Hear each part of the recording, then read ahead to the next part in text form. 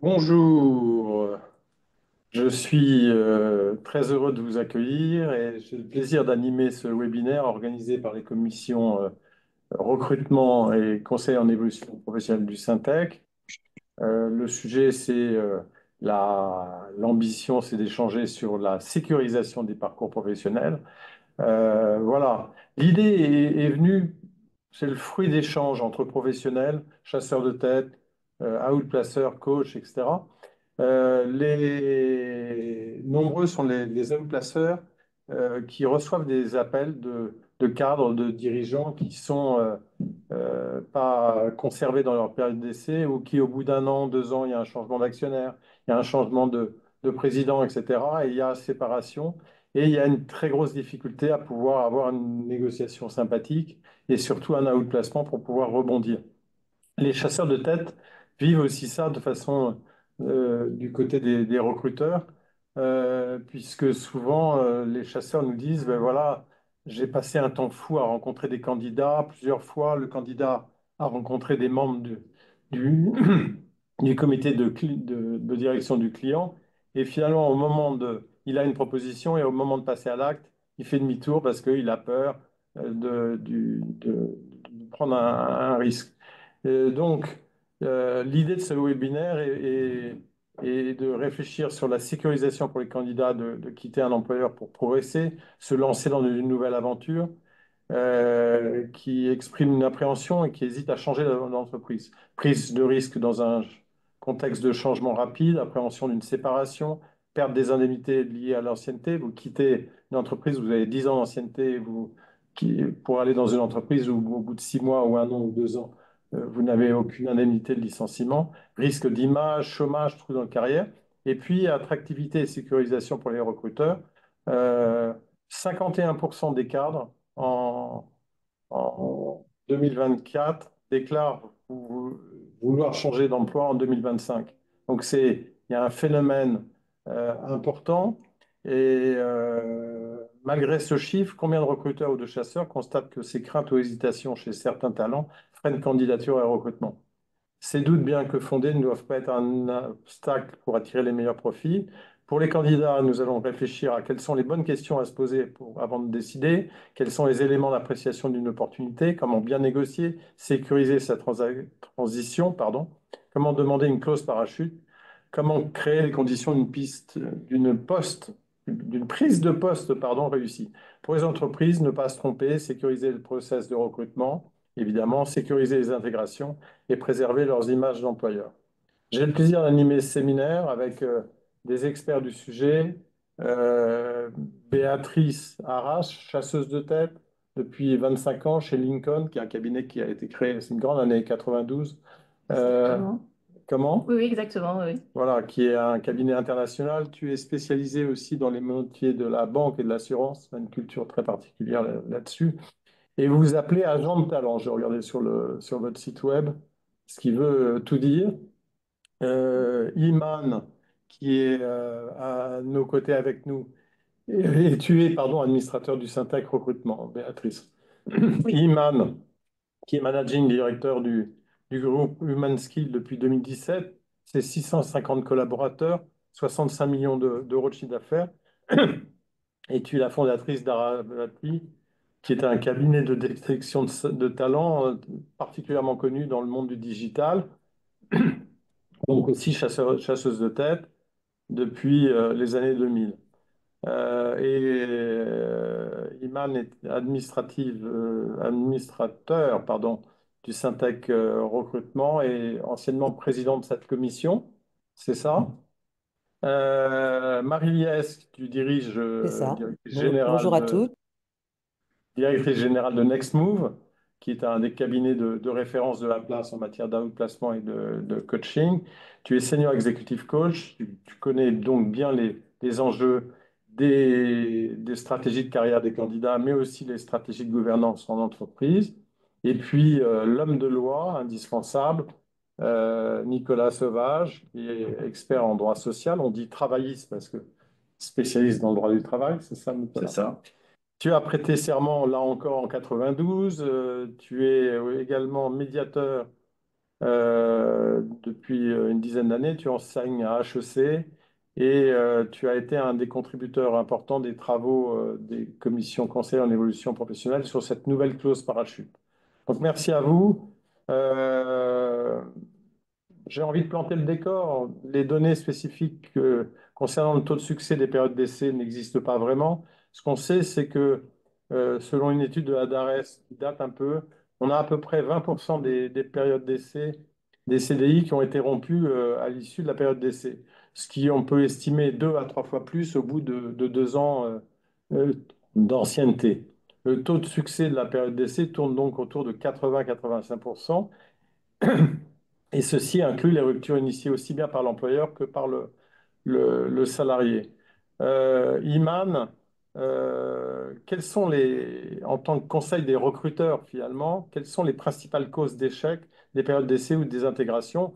Quand je parle d'intégration, je parle des 2 premières années d'intégration dans l'entreprise. Quelles sont les raisons évoquées par l'employeur?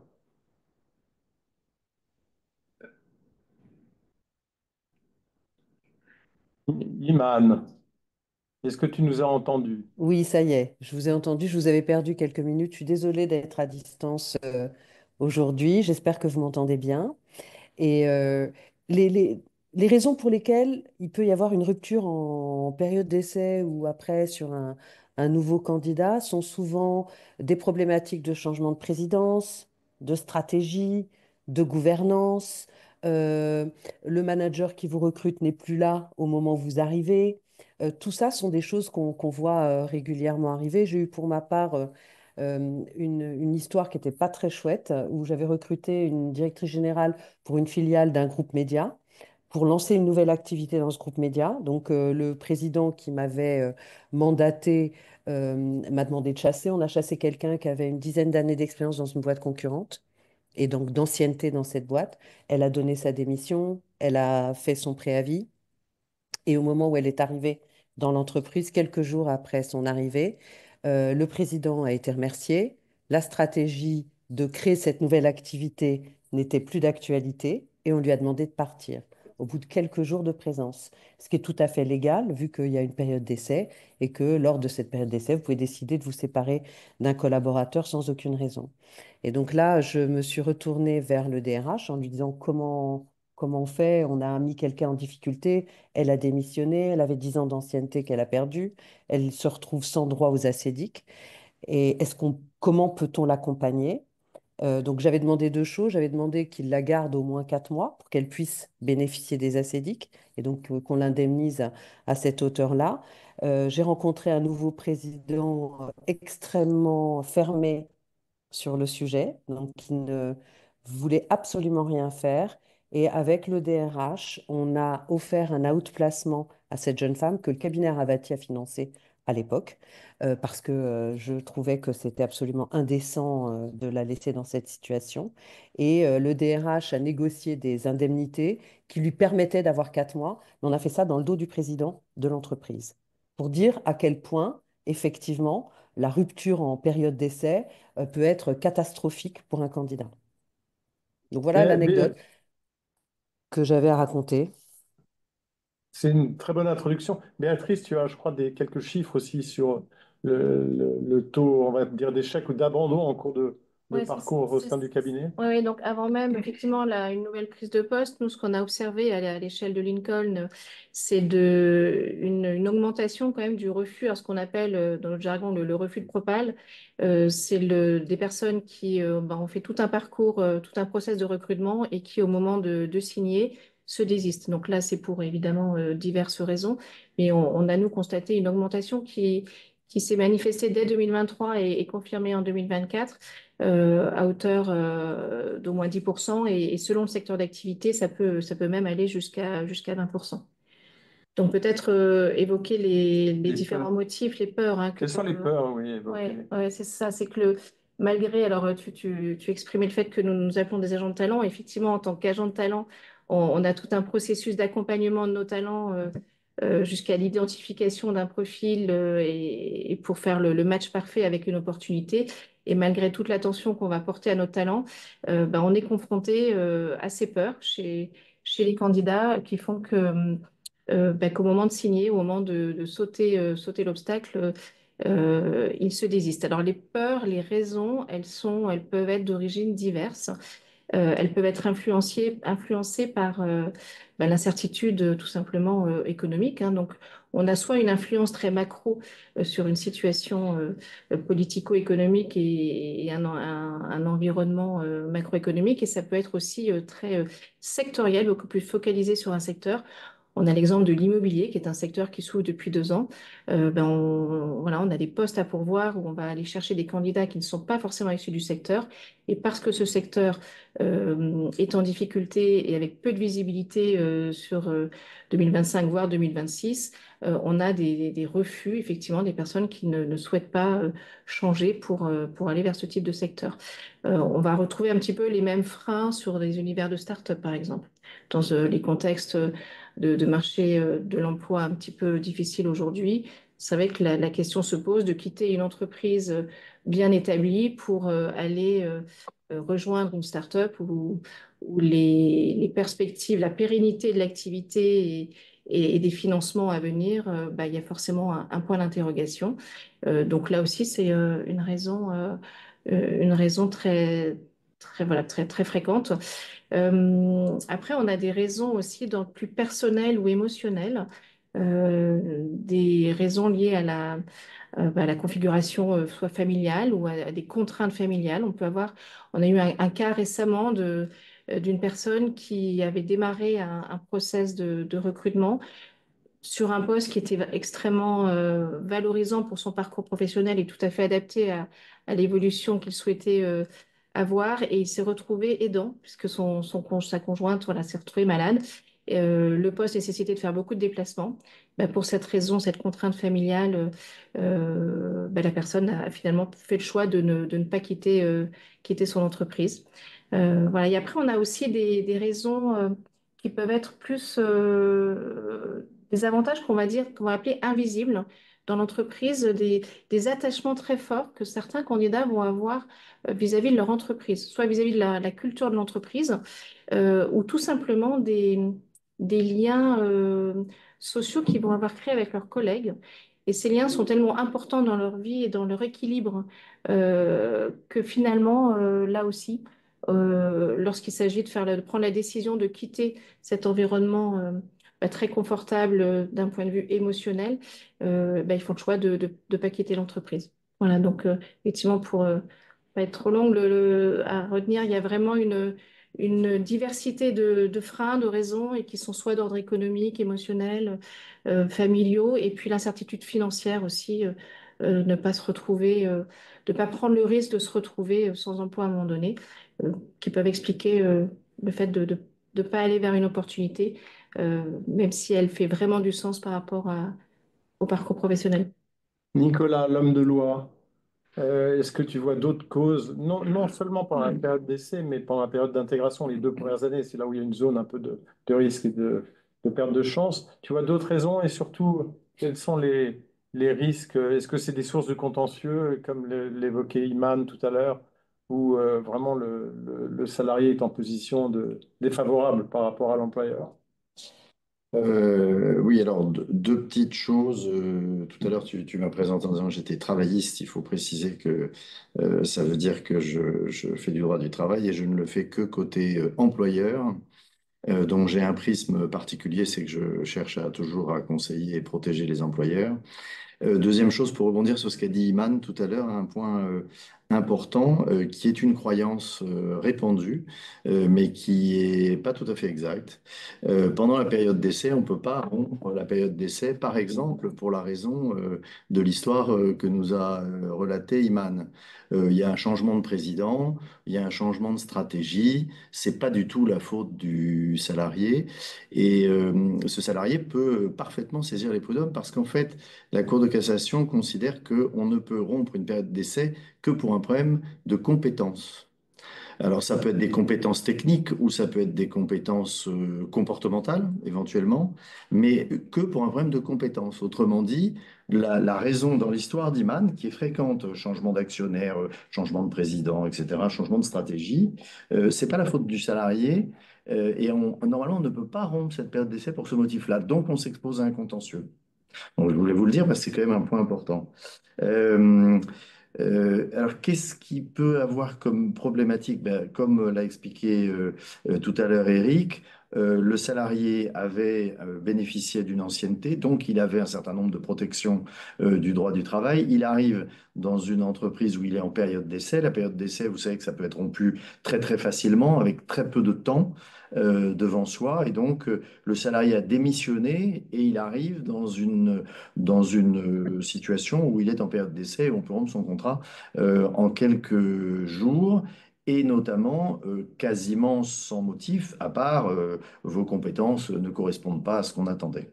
Donc ça le met en difficulté et il y a pas mal de contentieux sur les ruptures de période d'essai, pas que pour la raison expliquée par Iman, mais il y a pas mal de contentieux. Il faut aussi, parmi les raisons d'une rupture de période d'essai, il y en a une qui n'a pas été citée, qui est le fait qu'effectivement, la personne chassée ne correspond pas au profil qu'on avait, c'est-à-dire qu'elle s'est survendue à son chasseur de tête et le chasseur de tête a pris l'expérience que la personne disait avoir. En réalité, elle ne l'a pas. Et donc, évidemment, elle ne peut pas donner satisfaction à son nouvel employeur. Là, on est tout à fait dans une situation de rupture possible de période d'essai sans risque de contentieux ou avec peu de risque de contentieux. Mais c'est un contentieux qui est assez fréquent et qui génère des positions très, très clivées des parties parce que l'employeur dit comme l'a expliqué Iman, mais moi j'ai le droit de rompre la période d'essai, puisqu'en fait, bon, bah, il ne me va pas. Et puis parfois, on dissimule un peu la vraie raison hein, de la rupture de la période d'essai. Et le salarié dit, oui, mais moi j'ai démissionné, j'ai abandonné une situation qui était très confortable avec de l'ancienneté, des relations avec mes collègues, et j'étais connu dans le milieu, etc., pour prendre un risque. Et finalement, je ne suis pas rémunéré, je ne suis pas compensé du risque que je prends et je mets toute ma famille en difficulté, etc. Aliès, toi qui es la coach des candidats qui peuvent vivre ça, comment ils le vivent d'abord et puis comment c'est perçu par les recruteurs, finalement, ce trou, et je ne sais pas si c'est un échec d'ailleurs, ça peut être un constat de part et d'autre, mais comment ils le vivent? Il y a deux questions chez toi. La première, c'est ce qui se passe chez le recruteur. Alors, chez un recruteur, j'ai envie de dire une séparation, ça fait partie de la vie de l'entreprise. Et ce qui est important, c'est pas tant la séparation en tant que telle, mais la façon dont ça va être raconté par le candidat. Si jamais le candidat a bien perçu les raisons, que ce soit de l'ordre, Iman, Béatrice, vous en avez parlé, que ce soit de l'ordre, entre guillemets, de l'entreprise, changement d'organisation, changement de managérial, mais aussi la conséquence d'un onboarding voilà, qui n'a pas réussi quelque part à trouver sa fonction, c'est-à-dire la personne n'a pas pris sa place, n'a pas réussi à rentrer dans la culture de l'entreprise. Mais si le candidat assume, entre guillemets, cette séparation, le recruteur va apprécier sa franchise, va apprécier effectivement le fait qu'il ait pris du recul par rapport à cette situation et qu'il en fasse quelque chose. En revanche, si le candidat vit cette séparation comme un échec, sa communication va être floutée et ce qui va être de nature à ne pas rassurer le recruteur. Le conseil que j'aurais envie de donner à ces derniers, c'est prenez le temps, ne vous précipitez pas vers le marché du travail si vous ne vous sentez pas prêt. Le conseil que je donnerais aussi, c'est trouver une formulation claire pour expliquer les raisons de cette séparation. Et plus l'expression sera claire et simple, et plus ça sera facile.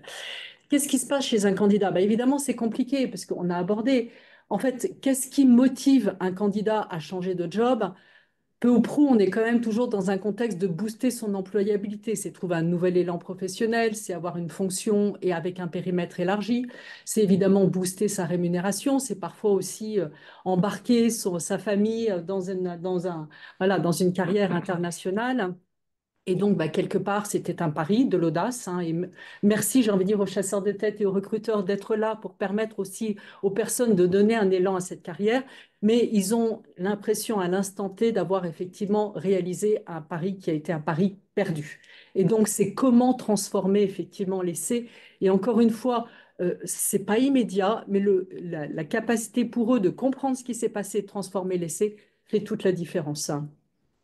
Il y a une question dans le webinaire qui est de dire, au fond, vous parlez des gens qui sont en poste, qui prennent le risque de changer, et c'est vrai on a anglais le sujet sur ce terrain-là parce qu'il y a un vrai préjudice pour les salariés ou exprimé comme tel.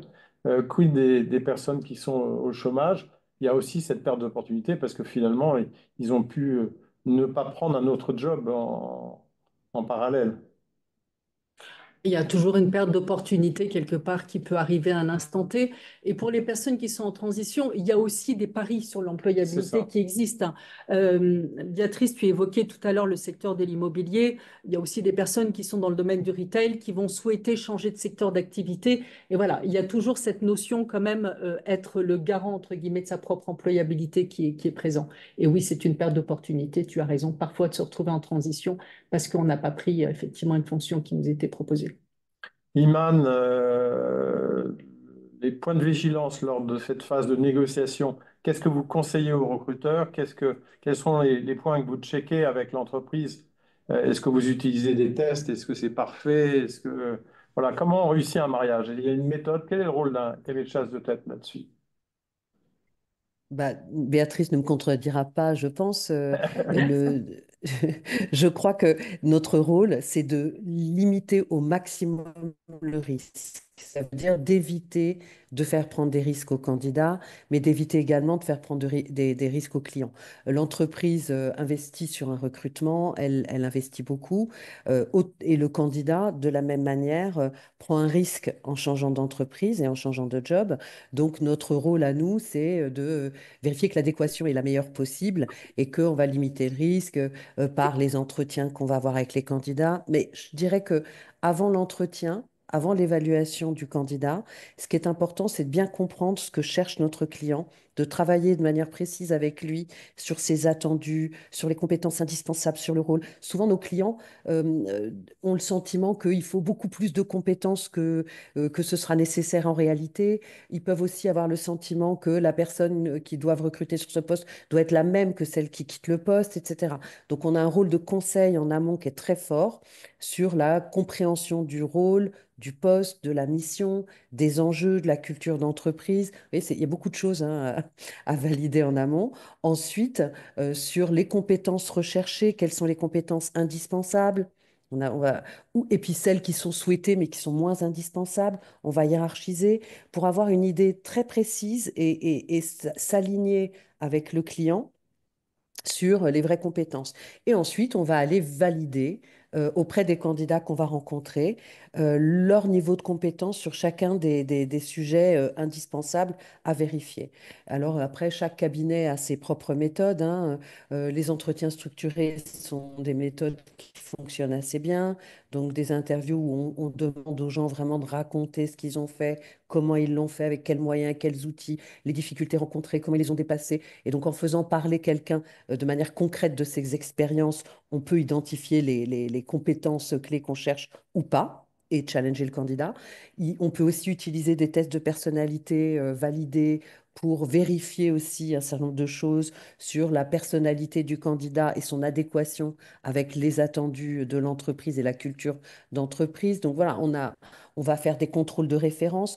Tout ça étant fait, pas pour vérifier que le candidat nous dit bien la vérité, mais pour valider que le candidat correspond bien aux besoins de l'entreprise. On est souvent chahuté sur notre manière de sélectionner les candidats parce que l'évaluation, c'est pas toujours forcément un passage agréable pour le candidat.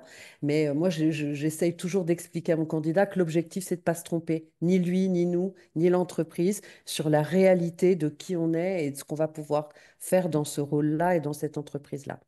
D'ailleurs, c'est pas toujours bien accueilli quand on dit à un candidat qu'on va pas le présenter sur le job ou qu'on va pas aller plus loin avec lui sur le job pour telle et telle raison, parce que bah, on parle des candidats qu'on chasse, mais il y a aussi des candidats qui sont en recherche active et qu'on va évaluer et où on va leur expliquer que bah, pour ce poste-là, ça ne fonctionnera pas. Mais voilà. Mais l'idée, c'est nous, cabinet, on essaye vraiment de minimiser les risques au maximum. Mais on travaille sur de l'humain. Nos clients sont des humains. Les entreprises, c'est une équipe d'humains et le candidat aussi. Et donc, il n'y a pas de science exacte. Et on peut faire des hypothèses et on peut se tromper. Nous, le candidat, le client, tout le monde peut à un moment se retrouver en situation difficile parce qu'on s'est trompé. C'est déjà désagréable pour nous, cabinet, qui sommes un intermédiaire. C'est extrêmement préjudiciable pour le candidat, on est bien d'accord.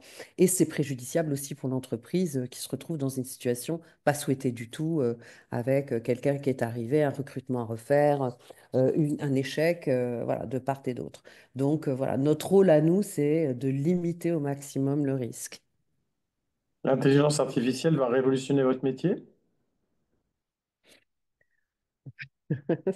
Vaste C'est pas sujet. vrai, mais je pense que l'intelligence artificielle peut nous aider à faire mieux notre métier, à gagner du temps sur un certain nombre de sujets. On fait beaucoup, on rédige beaucoup de comptes rendus, de résultats de tests, etc. Donc oui, l'intelligence artificielle pourra peut-être nous aider sur un certain nombre de sujets, mais je ne suis pas convaincue que ce qu'on arrive à faire, poser des hypothèses pour évaluer un candidat, etc., que l'intelligence artificielle le fera à notre place demain. On est sur de l'humain et on parle d'humain. Il y a trop d'humains dans ce sujet-là pour que l'intelligence, et pas l'intelligence humaine, mais l'intelligence artificielle nous facilite la tâche. Béatrice, tu ne vas pas contredire. Non, non, et l'intelligence artificielle est déjà très intégrée dans notre métier et continuera à l'être, et elle vient au contraire nous aider à faire encore mieux notre métier de conseil et d'accompagnant, donc d'agent de talent. Donc non, non, pas de contradiction du tout là-dessus. Et effectivement, alors moi, ouais, j'aimerais rappeler, peut-être souligner un point, c'est que le rapport au travail aujourd'hui est quand même assez centré, en tout cas sur les populations qu'on adresse, sur deux éléments, l'employabilité et la confiance. C'est vrai que tout le travail qu'on va faire en amont pour sécuriser effectivement les recrutements et bien évaluer et bien accompagner la réflexion de nos talents, faut qu'on ait vraiment à l'esprit cette notion d'employabilité. C'est que les candidats aujourd'hui, dans leur réflexion, vont vraiment analyser euh, le changement qu'ils envisagent d'opérer. Est-ce que ça va leur faire perdre ou augmenter leur employabilité pour plus tard? Et ça, c'est extrêmement pris en compte. Et c'est pas tant l'employabilité par rapport à une entreprise, c'est vraiment l'employabilité sur le marché du travail au sens large. Donc ça, dans notre rôle aussi de conseil et d'accompagnement, c'est un élément qu'on va analyser avec eux. Et l'autre élément, bah, c'est la confiance. Donc, on en a parlé tout à l'heure. Il faut effectivement rassurer, réassurer et identifier tous les freins que les candidats peuvent avoir sur la confiance qu'ils auront sur un marché, de la sécurité financière, etc. Après, sur la prise de poste, Oui, peut-être. ce qui est intéressant aussi, c'est avoir votre point de vue sur d'abord la période d'essai, mais aussi la période d'intégration. Les deux moi, Ouais, volontairement, je resserre aux 2 premières années. ouais. Quels sont Mm. les points de vigilance, quelles sont les conditions pour réussir une prise de poste euh, que tu recommandes Ouais. aux candidats, mais aussi à l'employeur? Donc, c'est effectivement la prise de poste. Alors, il y a la période des premiers mois hein, qui est extrêmement importante et ça va bien au-delà. Donc, il y a en effet des erreurs à ne pas à ne pas commettre, comme par exemple vouloir imposer tout de suite son mode de fonctionnement, aller un petit peu trop vite dans imposer son leadership. Donc ça, c'est important effectivement de respecter certaines étapes, d'avoir un temps d'observation au démarrage d'une prise de poste, ça c'est important. Pour autant, il y a un temps d'observation à respecter, mais il faut se donner quand même des objectifs réalisables pour aussi, pendant les premiers mois, être en capacité de démontrer et d'avoir aussi des KPI, des succès à réaliser et à démontrer. Donc, dans une prise de poste, il y a les soft skills qu'on peut parfois peut-être sous-estimer, sous-évaluer. Et il faut bien rappeler que les soft skills vont être très, très importants. Donc, il faut investir dessus. En 2 mots, les soft skills pour nos auditeurs. Donc, les soft skills, ça va être par exemple le leadership, ça va être sa capacité à communiquer, ça va être dans tout le côté relations personnelles, interpersonnelles, donc avec les équipes. Donc, en fonction du poste qui va être occupé, donc si on est sur un poste à responsabilité, le leadership va être à nouveau important à bien mettre en œuvre pour fédérer une équipe, par exemple. Donc, c'est ne pas arriver sur un poste et être dans son silo, uniquement centré sur un objectif opérationnel, technique, et vraiment considérer toute l'équipe qui est autour, que ce soit le hiérarchique, les pairs et l'équipe à manager. Ne pas sous-estimer non plus l'adaptation à la culture d'entreprise. Ne pas se dire, voilà, j'arrive dans une nouvelle entreprise, elle a sa culture, mais finalement, peu importe, moi j'ai mon mode de fonctionnement. C'est important vraiment de prendre le temps aussi d'observation et de décoder les spécificités de la culture d'entreprise pour bien s'y adapter, bien s'y intégrer. Donc ça, c'est extrêmement important. Ne pas chercher à vouloir contrôler trop vite, parce que ça pourrait être perçu comme une prise de pouvoir, trop de prise de pouvoir, par exemple. Et puis, s'appuyer sur des piliers et des personnes de l'entreprise, parce qu'il ne faut pas non plus sous-estimer la notion de stress et que peut représenter une nouvelle prise de poste. Donc c'est important aussi de s'appuyer sur toutes les ressources qu'il va y avoir au sein de l'entreprise. Et un point très important, pour peut-être le dernier, c'est la prise de feedback. Une prise de poste ne sera réussie que si on est aussi à l'écoute des feedbacks. Donc, accepter de prendre les feedbacks et ne pas hésiter à aller les rechercher pour tout de suite réorienter ou s'ajuster en fonction voilà, des feedbacks reçus. Ça me fait penser aux hommes politiques, les 100 premiers jours. C'est ça. Marie-Liès, Mm. quels sont les conseils que tu donnes à tes candidats en tant que coach pour bien réussir cette période d'essai, cette période d'intégration, prendre les bons capteurs, se faire un réseau, Alors, Béatrice a donné beaucoup de bons conseils, donc ça me rassure de savoir que nous sommes alignés. Le premier écueil pour une personne qui va prendre sa fonction, c'est vouloir à tout prix prendre sa place. Et comme le précise effectivement Béatrice, c'est pouvoir assumer son leadership et se précipiter. Donc vraiment l'enjeu, c'est de ne pas se précipiter. C'est une période pour laquelle la personne va prendre la mesure de la culture de l'entreprise, faire des rencontres qui seront leurs futurs alliés en l'occurrence, et ensuite effectivement bien identifier quelle va être la priorité de sa prise de fonction, quels vont être les quick wins, parce que c'est toujours aussi important d'avoir des quick wins, et surtout ne pas faire référence à l'entreprise précédente. Quand on vient d'une entreprise et qu'on a passé 15 années dans une entreprise, on a de cesse que d'avoir en tête ce référencement. nous Et et donc, vous. exactement, voilà. Et préparer son rapport d'étonnement. Moi, je dis toujours, on n'est jamais aussi intelligent que quand on prend sa fonction. Et le risque, c'est de s'adapter, entre guillemets, trop vite à l'entreprise. Donc, en même temps, accueillir la culture, la comprendre, y adhérer, et en même temps, bien identifier les leviers d'action qui permettront effectivement de prendre toute la mesure de sa fonction. J'ai répondu à ta question? Je pense, oui, Bon, oui, parfait. très clair.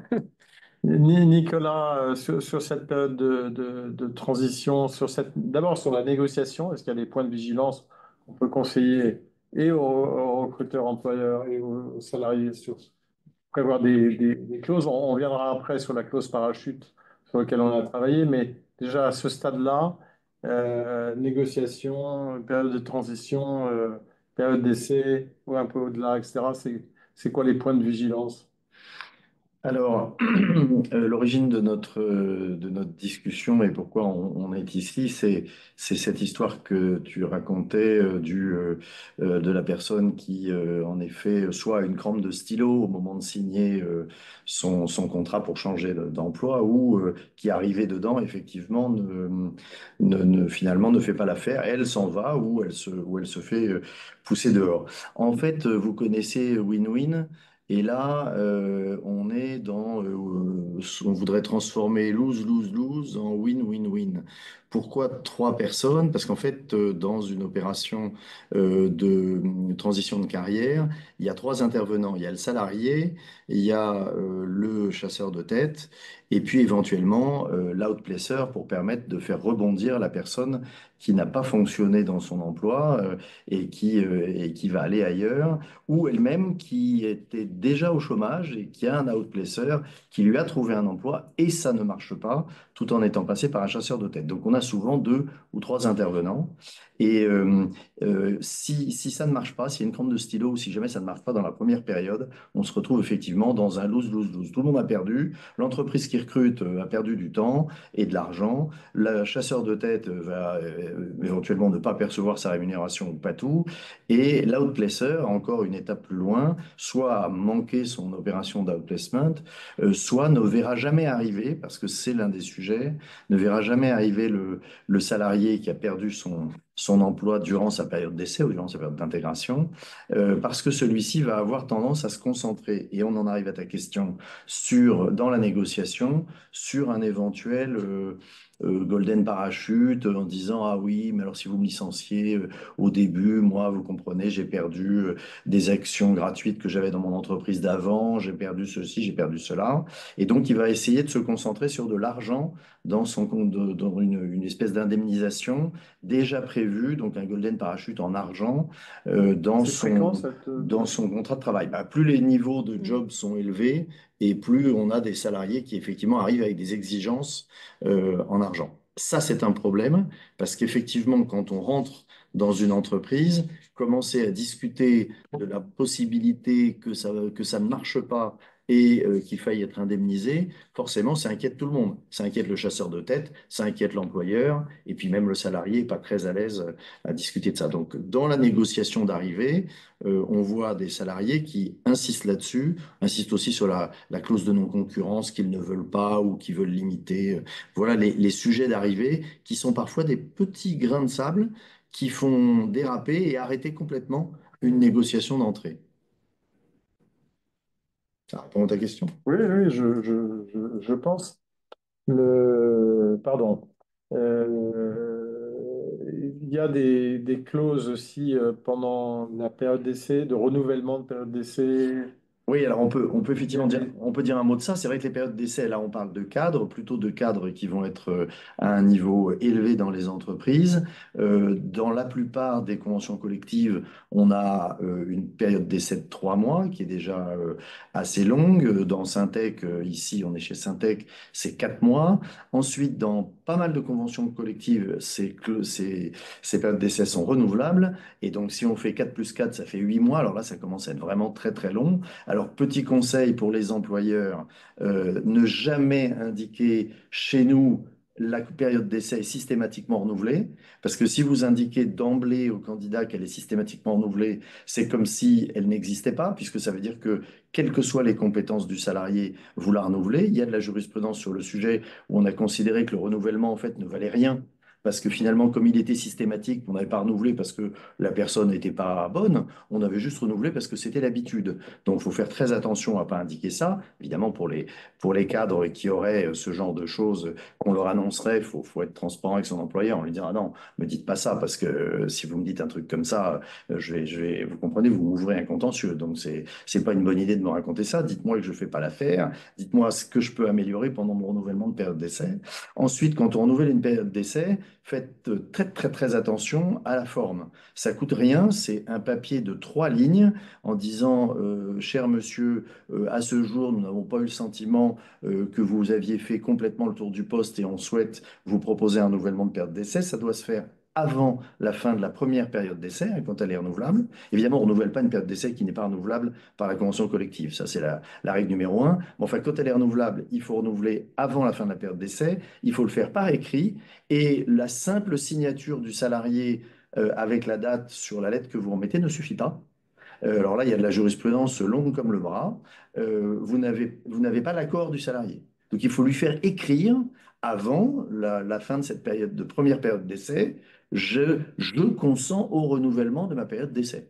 Évidemment, si le salarié se tortille ou dit ah oui, j'ai pas le temps, poser le papier de là, je verrai après, alors que vous êtes à 24 heures de la fin de votre période d'essai, bon bah là le conseil est clair, vous rompez la période d'essai. Et tant pis, ça vous coûtera la période le délai de prévenance qui sera de quelques semaines ou quelques mois selon la durée de cette période d'essai. Mais vous ne pouvez pas prendre le risque de laisser passer le délai et de vous retrouver après, un jour après, le renouvellement de la période d'essai. Parce que là, si vous voulez la rompre, vous ne pouvez plus, c'est un licenciement. Et puis dernière chose, je l'ai dit tout à l'heure, il faut évidemment rompre une période d'essai pour des motifs liés à la compétence, certainement pas liés à un changement de stratégie ou pire, je l'ai vu, à des difficultés économiques qui apparaissent. Le salarié il est absolument pour rien, c'est pas son problème. Dans ces cas-là, le meilleur conseil qu'on puisse vous donner pour pas avoir le problème, c'est de le confirmer dans sa fonction.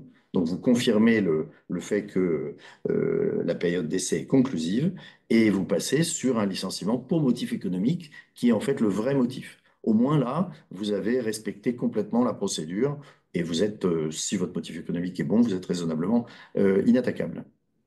Au-delà de la période d'essai, les 2 premières années, il y a des risques? Non, il n'y a pas aucun risque Alors, pour un employeur. au-delà de la période d'essai, le barème Macron a eu un effet un peu effrayant sur les entreprises. Alors, je parle que des entreprises de plus de 11 salariés, mais si vous avez moins d'un an d'ancienneté, votre indemnisation en cas de licenciement abusif, c'est entre 0 et 1 mois, 1 mois étant le maximum d'indemnisation pour licenciement abusif.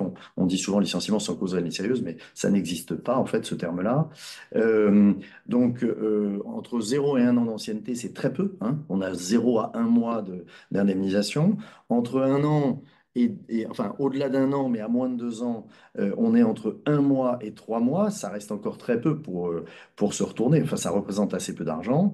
Et au-delà de 2 ans, entre 2 ans et 3 ans, après, ça va jusqu'à 27 ou 30 ans. Donc, on va pas en parler, mais au-delà de 2 ans, mais enfin, au-delà d'1 an, mais au-delà de 2 ans, mais moins de 3 ans, pardon, on est entre 3 mois et 3 mois et demi de salaire. Ça reste encore très, très faible. Donc, le levier de négociation, si jamais on voit son contrat rompu, là, c'est plus une période d'essai, entre 1 an et 2 ans, par exemple, ben, au maximum, c'est 3 mois et demi de salaire. Donc, ça représente pas grand-chose. Certes, il y a un préavis, mais ça représente pas grand-chose. Et donc, c'est le moment, c'est vrai, hein, où les salariés sont en grand danger, on va dire, pendant les 3 premières années, les 2 premières années et demie, ils sont en grand danger. Au début, c'est la période d'essai, et après, c'est pas la période d'essai, mais finalement, le coût est tellement plafonné par le barème Macron qu'effectivement, le risque pour l'entreprise de rompre le contrat est relativement faible. En tout cas, il est très facile à mesurer financièrement. Alors, c'est pour ça que se développe cette clause parachute que tu appelles POP. Alors qu'on on a baptisé POP parce que c'est un parachute outplacement, POP. Voilà, donc qui permet en cas de rupture pendant les premiers mois ou les premières années, c'est contractuel, de bénéficier d'un outplacement s'il y a une rupture de la part de l'employeur, de la part du salarié, il y a des modalités. Tu peux nous en parler, détailler? Alors, en fait, cette idée est née d'une problématique qui est extrêmement répandue dans le milieu de la outplacement et de la chasse de tête. C'est donc ce salarié qui vient dans l'entreprise et puis qui se fait remercier très peu de temps après le début de son emploi, donc mettons dans les 2 premières années, et qui négocie quelque chose avec son employeur, donc il négocie un montant pour partir, peut-être un peu mieux que le barème Macron dont je parlais tout à l'heure, pour des raisons réputationnelles, etc., et qui consomme cet argent.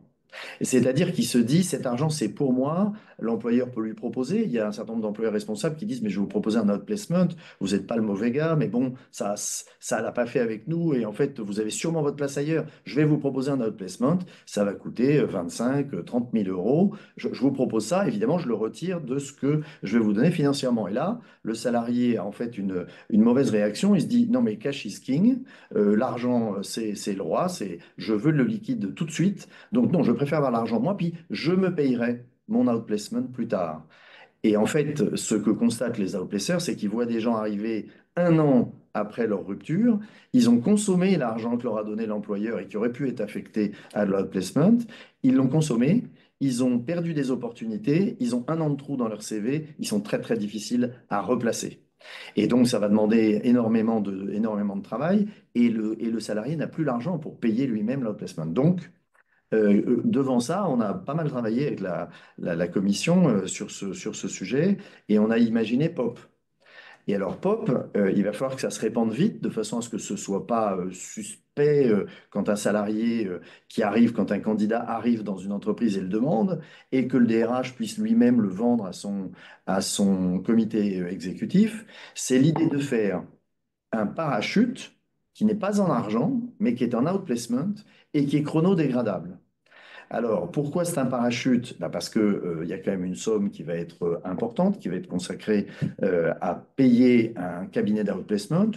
On peut imaginer que dans la clause, dans le contrat de travail où on la prévoit, les cabinets d'outplacement référencés par l'employeur soient indiqués, où l'employeur dit, moi, je travaille avec 3 cabinets. Vous choisirez, si jamais il y a un problème, vous choisirez entre ces 3 cabinets celui avec lequel vous voulez travailler. Cabinet membre du Syntec. Cabinet membre du Syntec, évidemment. Les autres, Évidemment. existent-ils d'ailleurs, les autres? Non. Mais qui sont ceux qui posent encore cette question, comme dit la publicité pour je ne sais plus quelle grande marque de grande distribution. Donc, ça, première chose, on prévoit plusieurs cabinets d'outplacement et le salarié pourra faire son choix puisque c'est très très important pour que l'outplacement marche, que le salarié se sente à l'aise avec son cabinet et puis surtout avec son outplacer, l'individu lui-même. Bon, donc ça c'est la première chose. Donc là c'est la côté parachute. Je paye à la place de mon salarié un outplacement. Et pourquoi c'est un outplacement? Parce qu'il faut que ce soit un outplacement qui arrive tout de suite, qui soit financé par l'employeur et qui puisse prendre le salarié en charge immédiatement, parce que c'est là où son employabilité est la plus forte et où on puisse le replacer très très facilement. Et à ce moment-là, on a plein d'effets. Je disais lose, lose, lose, et là on a win, win, win. Alors d'abord pour les gens de Syntec qui sont évidemment sur cette conférence, et qui sont chasseurs de tête ou qui sont outplacers, vous voyez qu'il y a une poche de marché à faire qui va générer en fait du business pour vous parce que les chasseurs n'auront plus la crampe de stylo du type qui n'ose pas sauter le pas ou de la femme qui n'ose pas, qui est rentrée dans le job et qui finalement ne se sent pas trop à l'aise et qui se dit ouh là là mais ça me fait affreusement peur, comment je fais pour m'en aller d'ici? Ensuite, ça va faire du travail pour les outplacers parce qu'évidemment, on va rendre assez naturel le fait d'aller vers un outplacer. Beaucoup d'entreprises ont l'habitude maintenant, mais il y en a encore un certain nombre qui résistent. Ça va faire win aussi pour les candidats, puisque les candidats vont avoir la possibilité facilement de rentrer dans une entreprise en sachant qu'ils ont une clause POP qui les protège. Et puis, ça coûte pas si cher que ça, parce que justement, l'idée, c'est que si je suis employeur et que vous êtes un candidat, je vous propose une clause POP en vous disant, écoutez, je veux pas que vous me plantiez la veille de votre arrivée, donc je vous propose une clause POP. Je suis quasiment sûr qu'elle ne fonctionnera jamais, donc elle me coûtera 0, parce que jamais je n'aurai besoin, je suis sûr que vous êtes le bon profil, jamais je n'aurai besoin de la faire jouer, mais si jamais, pour une raison ou pour une autre, on n'arrive pas à s'entendre, vous avez la clause POP, et cette clause qui est dans votre contrat de travail dit, voilà les cabinets auxquels vous pouvez faire appel, voilà la durée pendant laquelle l'outplacement va fonctionner, voilà le style d'outplacement qu'on vous proposez, voilà l'enveloppe qu'on va y consacrer. Donc, imaginons que les 3 cabinets soient pas au même prix. Bah, il y a une enveloppe, donc il y en a une qui couvre peut-être 2 cabinets, puis la troisième, il faudra que le salarié mette un peu plus d'argent. On peut imaginer ça. Et donc, on a un système qui est assez complet. Et comme ça, c'est un point assez important, c'est que c'est pas une clause parachute qui arrive à la fin et qui va poser des problèmes à la fois fiscaux et de charges sociales.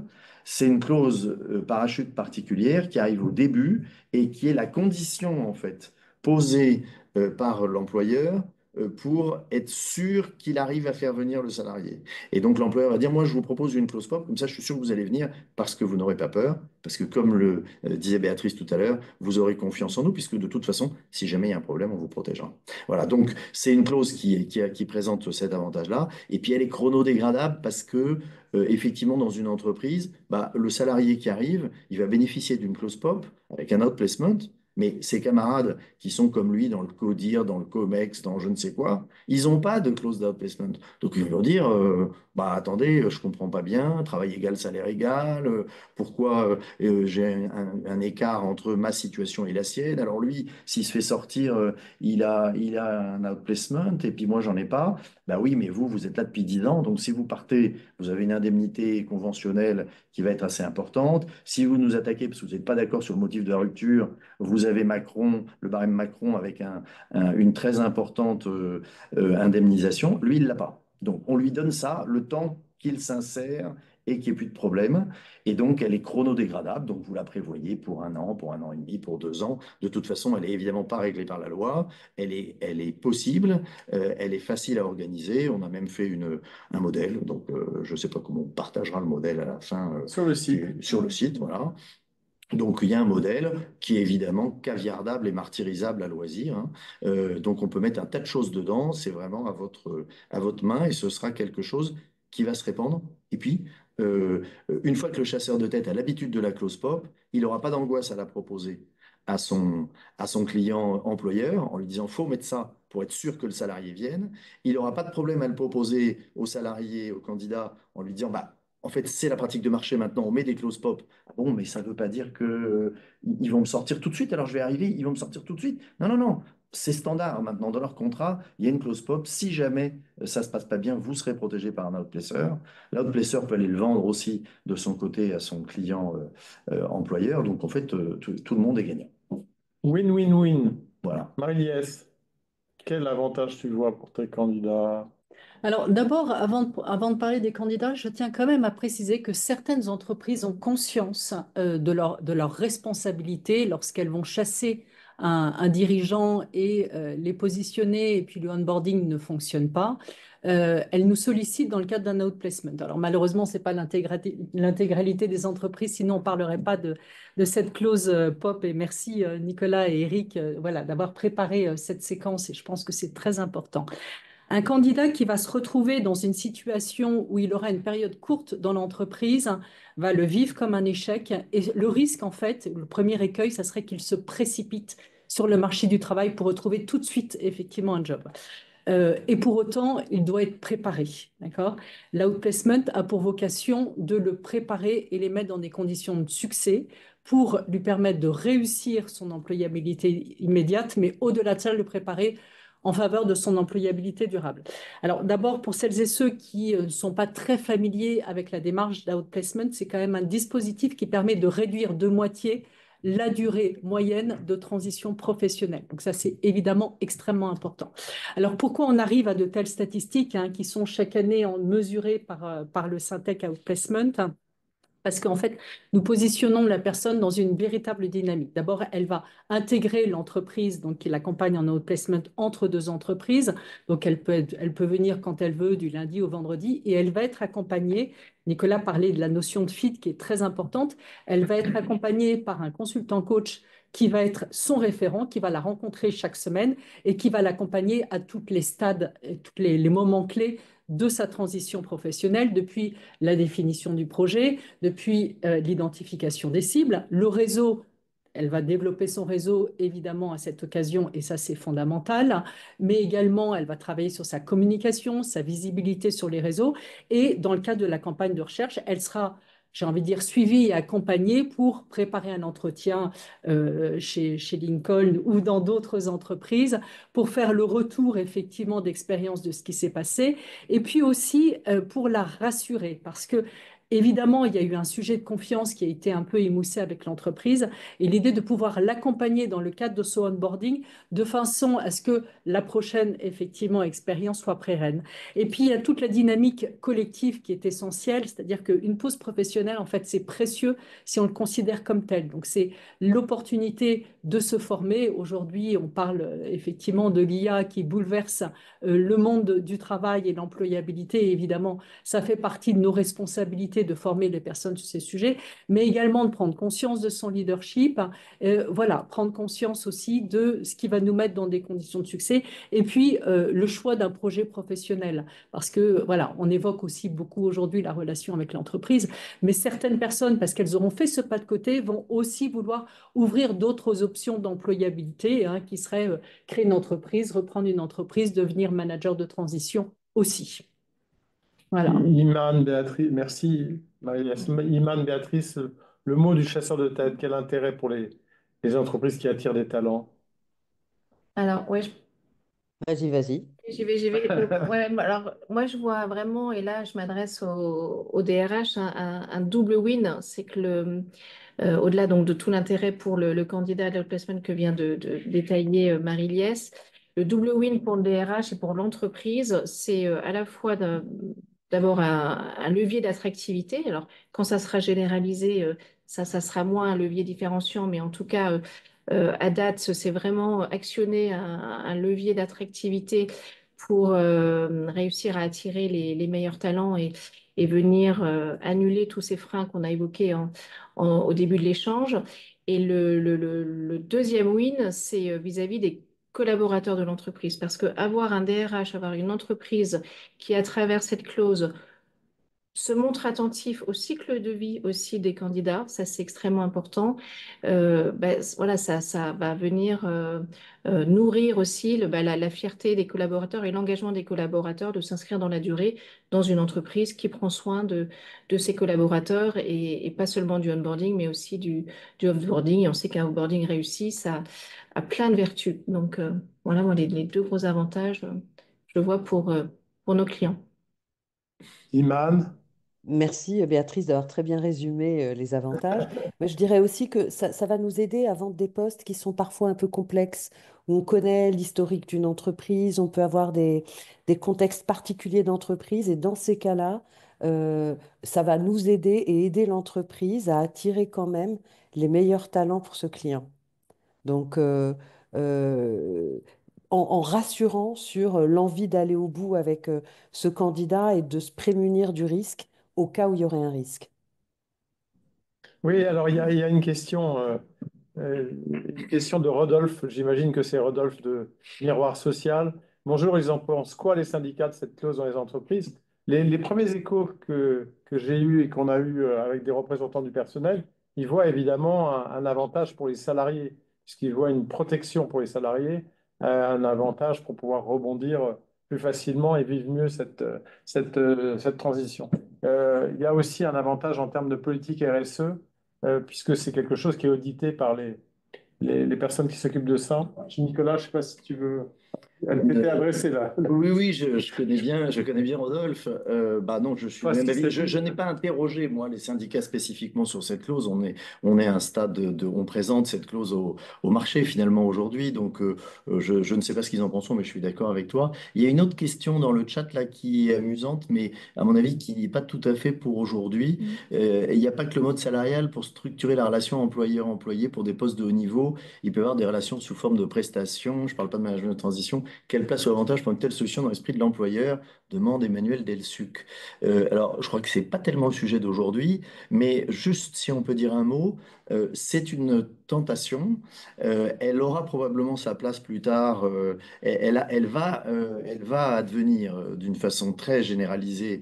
C'est vrai, cette situation, parce que je vois de plus en plus d'entreprises qui sortent du modèle salarial et qui prennent effectivement à beaucoup de niveaux, parfois à tous les niveaux des gens qui ne sont pas sous contrat de travail. Et sur ce sujet-là en particulier, il y a une chose à laquelle il faut vraiment faire attention, c'est évidemment la requalification en contrat de travail qui alors peut avoir des effets dévastateurs d'un point de vue contentieux. Il faut vraiment... enfin, c'est pas le sujet d'aujourd'hui. On pourrait faire un webinaire sur ce sujet-là, mais c'est pas tout à fait le sujet d'aujourd'hui et ça correspond pas exactement à ça. Quant aux chasseurs de tête, ça peut les intéresser de proposer effectivement deux modalités de recrutement, mais ensuite, quel risque pour l'employeur? Là, surtout si c'est pour remplacer un salarié qui était là avant, on met quelqu'un à sa place qui n'est pas salarié, je pense que le risque est monstrueux. Je ne parle pas de l'adresse email dans l'entreprise, le bureau avec son nom, la présentation de la personne au même titre que les autres dans une équipe ou un comité de direction. Enfin, c'est tous les arguments qui vont générer que des problématiques contentieuses. Donc, je suis pas sûr que ce soit une bonne idée. Merci à vous. Je suis très fier de moi et de vous d'ailleurs, parce on est Très pile heureux. poil à l'heure, ce qui est assez étonnant de notre part. Les consultants sont souvent bavards. Merci de votre contribution. On parle de ça? Ah oui, un mot. Je te laisse le soin d'en parler. Non, non, vas-y, vas-y. Si l'outplacement est encore, j'ai envie de dire, un métier qui vous intéresse, sur lequel vous avez des questions, il y a un petit quiz qui a été réalisé par le Syntec Outplacement et qui est de grande qualité. Voilà, donc n'hésitez pas à le demander. Vous le trouverez aussi sur le site Syntec concernant l'évolution Et professionnelle. exactement. Merci à vous et à très bientôt donc pour des nouveaux webinaires.